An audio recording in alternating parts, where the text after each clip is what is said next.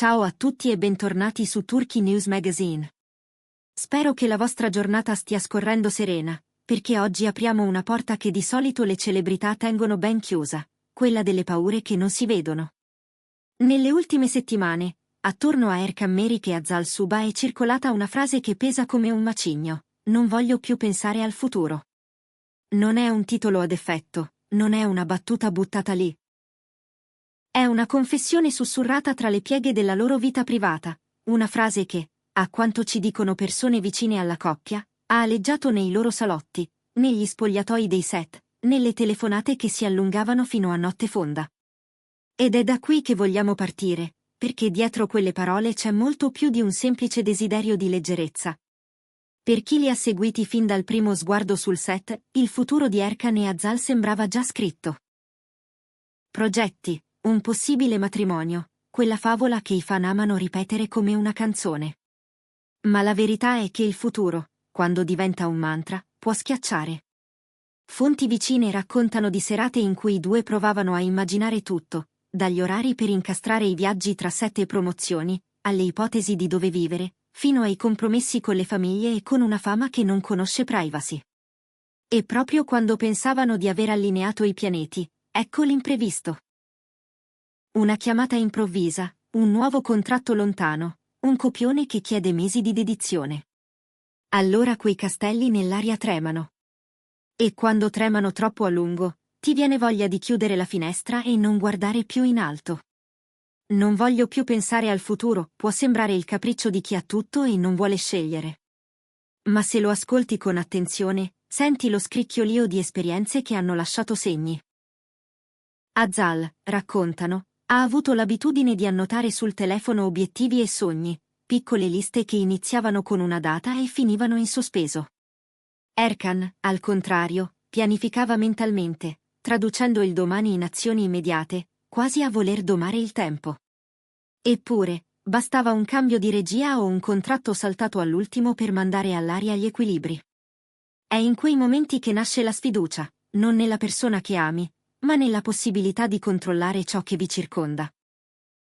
Allora la frase diventa scudo, un modo per non farsi più ferire dalle promesse che la realtà non riesce a mantenere. Viviamo tutti dentro un copione sociale che ci spinge a pianificare. Studio, lavoro, casa, investimenti, progetti a lungo termine. Per 2 volti noti come Erkan e Azal, quel copione è amplificato dai riflettori: se si mostrano affiatati, quando vi sposate, se passano settimane senza foto insieme, è finita? Una giostra che non si ferma mai. E dire basta, non voglio pensarci, suona come una ribellione, un atto di autonomia contro l'aspettativa pubblica. Ma anche chi si ribella deve chiedersi: è possibile davvero smettere di proiettarsi avanti? Ed è persino sano provarci? La risposta, guardando a loro due, sembra più complessa di un sì o di un no. Il futuro è il motore che spinge ogni decisione, anche quelle più quotidiane. Se Erkan accetta un progetto, lo fa perché intravede dove può portarlo.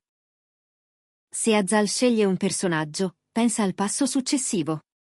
Il problema non è immaginare il domani, ma trasformarlo nel giudice implacabile del presente.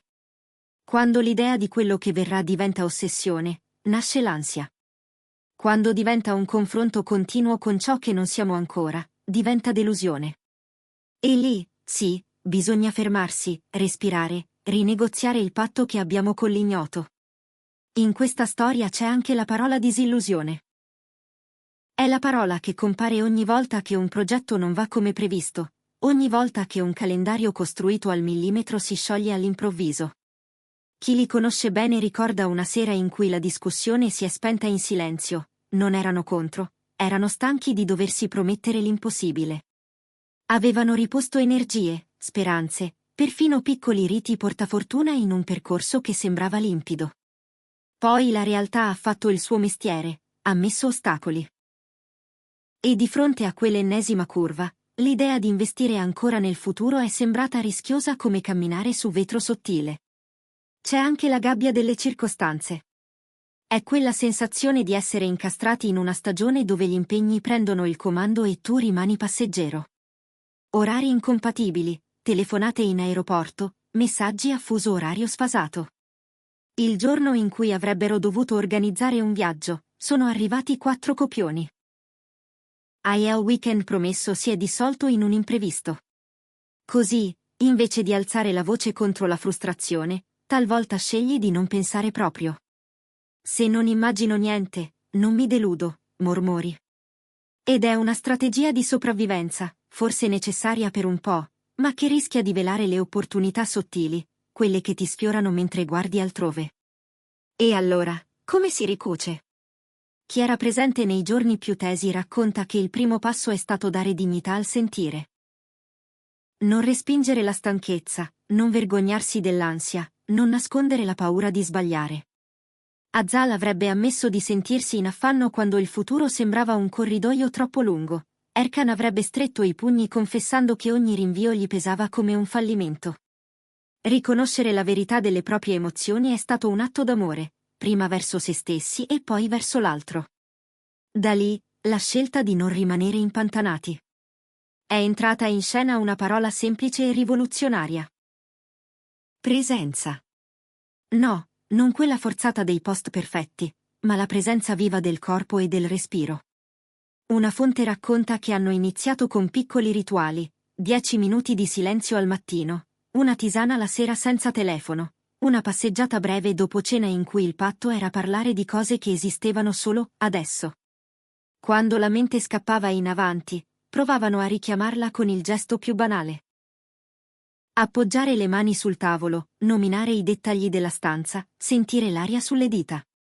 Sembra poca cosa, ma è un allenamento gentile che riporta all'unica stanza che possiamo abitare, il presente.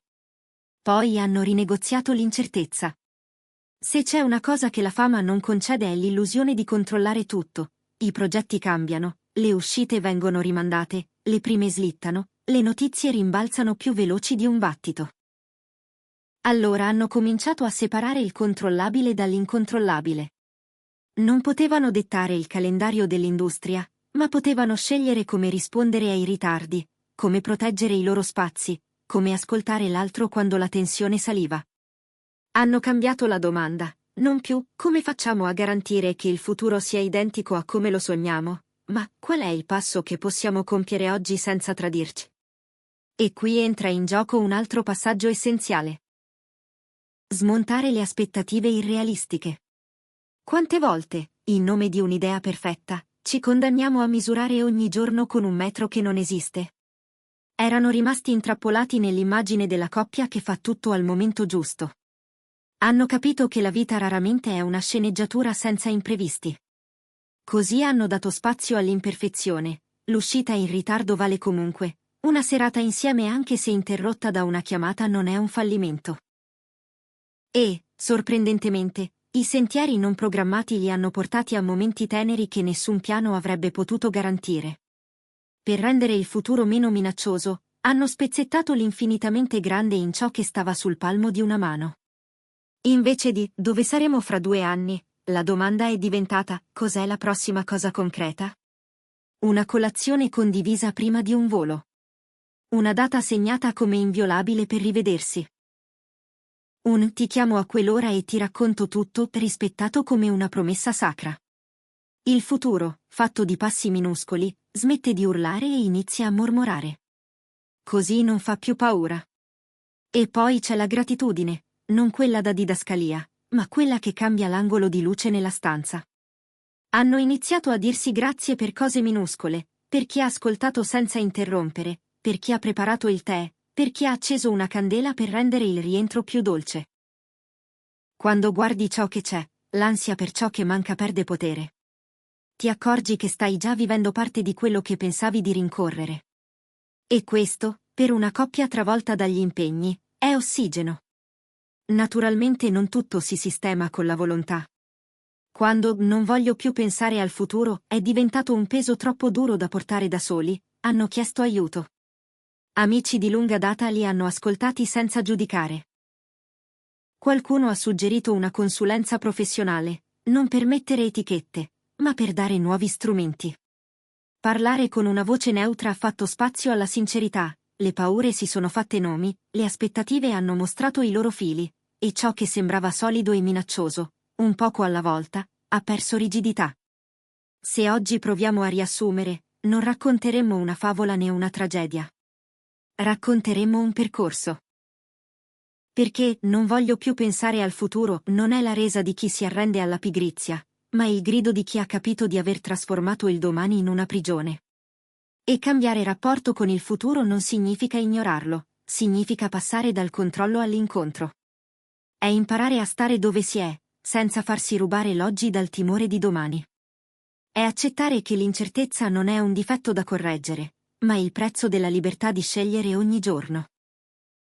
Per noi che guardiamo da fuori, è facile contare gli episodi pubblici, le foto, le storie. Ma dietro c'è una trama più silenziosa, fatta di decisioni minuscole e coraggio ripetuto. In questo, Erkan e Azal non sono diversi da noi, hanno dovuto disimparare l'ossessione e imparare a respirare. A dare un nome alle cose. A restituire al futuro il suo posto, non un sovrano, non un nemico, ma un orizzonte. Quando il futuro è un orizzonte, puoi camminare. E mentre camminano, si regalano il presente. È questa la parte che fa bene raccontare. Non c'è l'effetto speciale, c'è la tenerezza dei dettagli, un libro letto a due voci al telefono, la risata che spezza la stanchezza, lo sguardo che dice «Oggi ci sono». Se vi capita di riconoscervi in questo racconto, è perché tocca corde comuni. La fama non protegge dalle paure, ma può amplificare le soluzioni quando ci si concede di cercarle davvero. Prima di salutarvi, vogliamo lasciarvi con la stessa domanda che, secondo chi li conosce, ha segnato la svolta per loro. Cosa c'è, adesso, che posso onorare?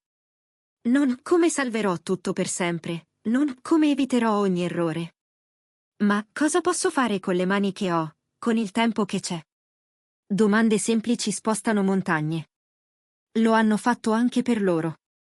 Se questa storia vi ha toccato, lasciateci un commento. Vi è mai capitato di dire «non voglio più pensare al futuro»? Come avete ritrovato il vostro passo? Leggiamo sempre con attenzione, perché le vostre esperienze danno senso a ciò che raccontiamo. E se vi piace entrare davvero nella vita delle star senza perdere la loro umanità, restate con noi. Un ultimo invito, da amici, mettete un like a questo video, condividetelo con chi ha bisogno di sentire che non è solo, e soprattutto iscrivetevi a Turkey News Magazine per non perdere i prossimi racconti.